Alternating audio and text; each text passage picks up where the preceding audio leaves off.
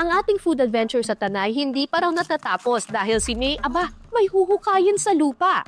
At balita ko, favorite niya itong ihanda tuwing Pasko.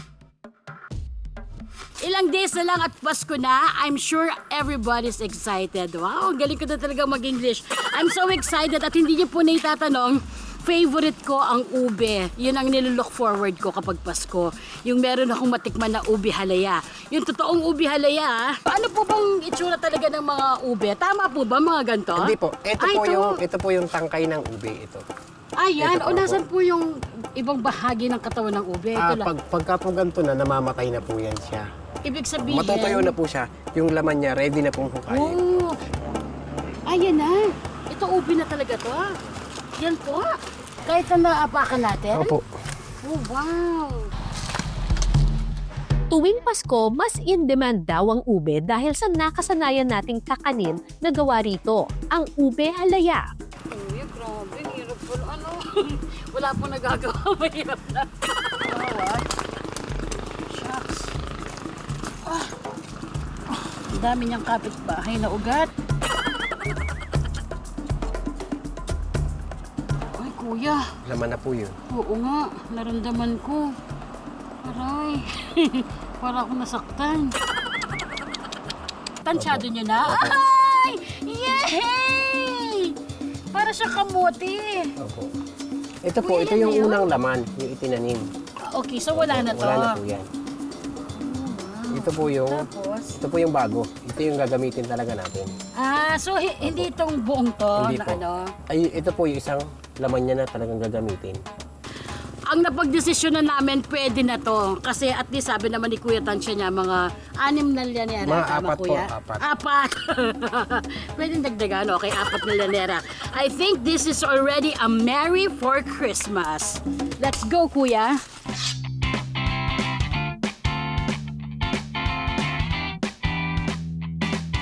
Sa paggawa ng ube halaya, kailangan munang hiwain sa mas maliliit na sukat ang nahukay na ube.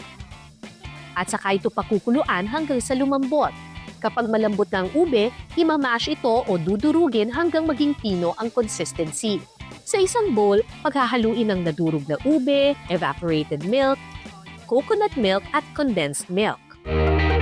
At para maiwasan ang pamumuo ng ube, sasalain ito at saka ibe-blender para maging pinong-pino ang texture ng ube halaya mixture. Huling ihahalo ang asukal. Sunod naman itong isasalang sa mainit na kawali. Haluin ito hanggang lumagkit ang consistency ng halaya mixture. Huling ilalagay ang butter at hahaluin muli hanggang sa lumambot at lumagkit ito. Pagkatapos ng matagal na paghahalo, pwede nang isalin ang ube halaya.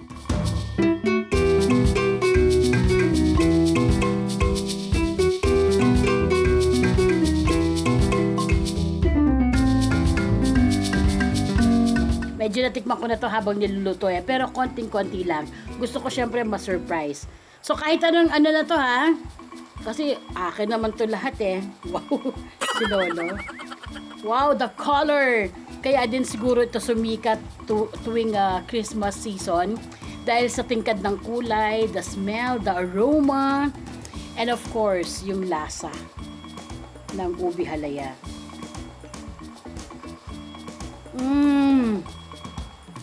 I told you. Ang sarap. Sobrang creamy. Sarap! Galing magluto ni Miss Kay, May Kay ang ube. Sarap. Very creamy.